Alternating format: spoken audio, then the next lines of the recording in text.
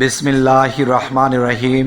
হে সমস্ত জগতবাসী, আজ আমি শামীম আলী চিশতি আপনাদের সামনে যে আলোচনাটি নিয়ে হাজির হলাম, সেই আলোচনাটি হবে যে তরিকতের মধ্যে নম্র ভদ্র মানুষগুলোকে কি করে বুঝবো তারা নম্রভদ্র, আবার তরিকতের মধ্যে কিছু অভদ্র লোক আছে, যেই বিষয়গুলো আমাদের জানা দরকার।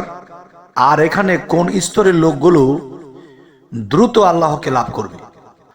হযরত আলী তিনি বলেছিলেন, যদি কোনো মানুষ তার দোকান খোলে তখন তার দোকানের মধ্যে কি মাল আছে তা কিন্তু দোকান থাকলে বোঝা যায়, এবং সেই দোকানের মধ্যে কি অরিজিনাল মাল না ডুপ্লিকেট মাল।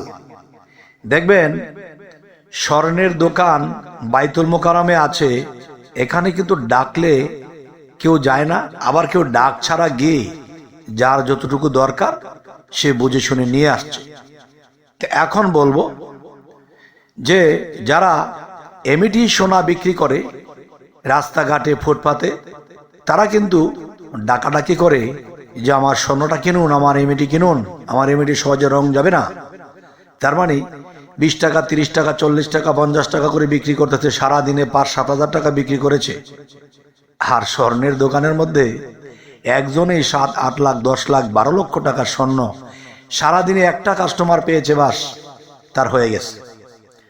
আর লাইন ধরে বিক্রি করতেছে কিন্তু 2 নম্বর এমিটি সোনা, যা স্বর্ণ তো নয়, রংটাও থাকবে না এক সময়।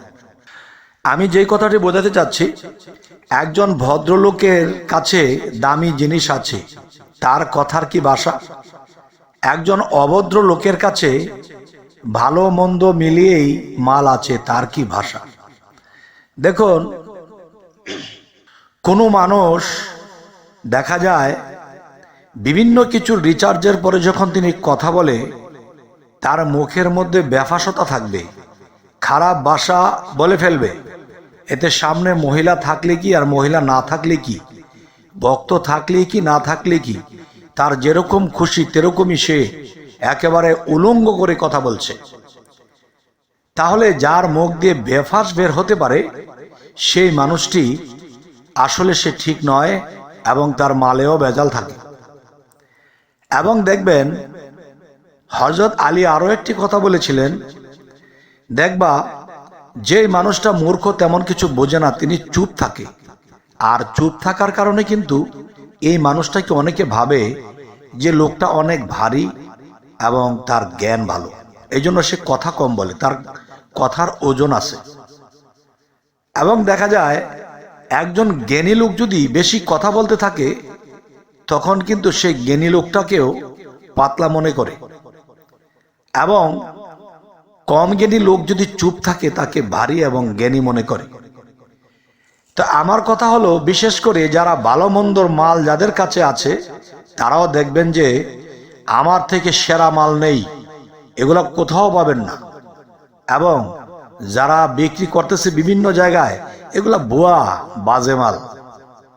তার মানে সে একজন দোকানদার, সে অন্য অন্য হাজার হাজার দোকানদারকে খারাপ বলতেছে। তাহলে যে বিষয়টি আমি বলতে চাইবো, তুমি ভালো বলছো, বলো তোমারটা ভালো, কিন্তু অন্যকে খারাপ বলার কোনো প্রয়োজন নেই।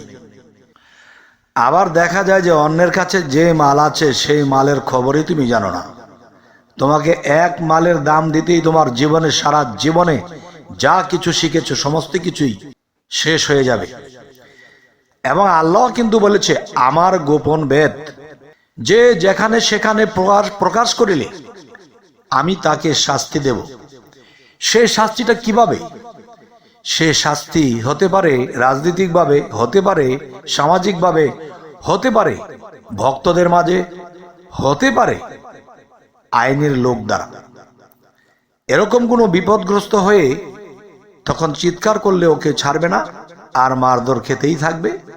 যেখানে আল্লাহর বিচারের যখন তার সাজাটা শেষ হবে, সেই দিন সে সাজা মুক্ত হবে, তারপর তোর মুখটা ঠিক হবে। তারপরে দেখা যায় ওই ব্যক্তিটির মুখটা ঠিক হবে, মুখটা বেফাস করবে না। আর গোপন যদি কোনো কথা থাকে তাহলে গোপনেই বলবে, আর প্রকাশ্যের কথা তিনি প্রকাশ্যেই বলবে।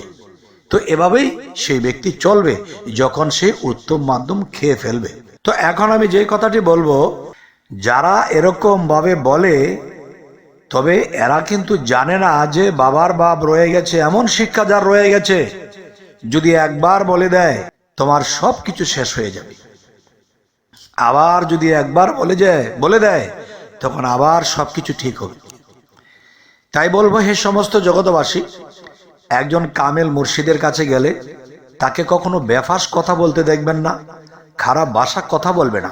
কারণ যদি এখানে 4-5টা ডিব্বা রাখা হয়, একটার মধ্যে যদি আতর রাখা হয় তাহলে আতরের গ্রানি বের হবে, আর একটার মধ্যে পোলাও কুরমা রাখলে সেই পোলাও কুরমারই গ্রান আসবে। আবার দেখা যায় কে মলমূত্র রেখে দিয়েছে অন্য ডিব্বাটায়, ওখান থেকে মলমূত্রের গন্ধই আসবে। তো যে যার ভিতরে যা ভরে রেখেছে সেটার গন্ধই কিন্তু আসবে। তো এখন আমি যে কথাটি বলবো, দেখা যায় কেউ বিশ্বাস করে মুর্শিদ ধরেছে, মুর্শিদকে সেবা ভক্তি ঠিকই করছে, মানতেছে ঠিকই, যাই কর্ম আমল সাধনা যাই কিছু দিয়েছে তিনি সম্পূর্ণভাবে বিশ্বাস করে মানতেছে। দেখা যায় সে মানাতে সে অনেক কিছু দেখছে, অনেক কিছু পাচ্ছে, দেখা যায় অনেক আল্লাহর কুদরতি বিষয়েও দেখেছে এবং সেখান থেকে কিছু পেয়েছে, এবং সেই শক্তি প্রয়োগ করলে তার মধ্যে কাজও হচ্ছে। তাহলে এমন এমন ব্যক্তি পৃথিবীতে, এমন এমন ব্যক্তি বাংলাদেশে বের হয়ে গেছে যে এমন কথা বলবে আপনার দ্বারা যে কিছু ঘটতেছে, কিছু পাইতেছেন, কিছু দেখতেছেন, সেটাও কিন্তু আপনাকে ভুলিয়ে ফেলবে যে কথার স্রোত এরকমই স্রোত, সেই স্রোতে কিন্তু আপনাকে ভাসিয়ে দেবে। তাই একটি কথা আছে যে নবীজি একদিন বলেছিল তোরা কান ধরে দৌড় দে, তো কিছুক্ষণ পরে আবার কান ধরে দৌড় দিয়ে আবার থেমেছে, আবার যাচ্ছে। সেই কথাগুলো কি বোঝানো হয়েছিল? যে ওখানে খারাপ বাজনা বাজতেছে, খারাপ বাজনা শুনলে কি হবে, যে পাপ হবে বা আমার ভিতরে জং ধরবে। তার মানে কি সেটা কি কোনো ডোলের বাজনা ছিল, বাঁশির বাজনা ছিল? না, একদল খারাপ মানুষ ছিল, তারা বিভিন্ন তত্ত্বকথা খারাপ ভাষায় এবং খারাপ দিকে ইঙ্গিত করে বলতো।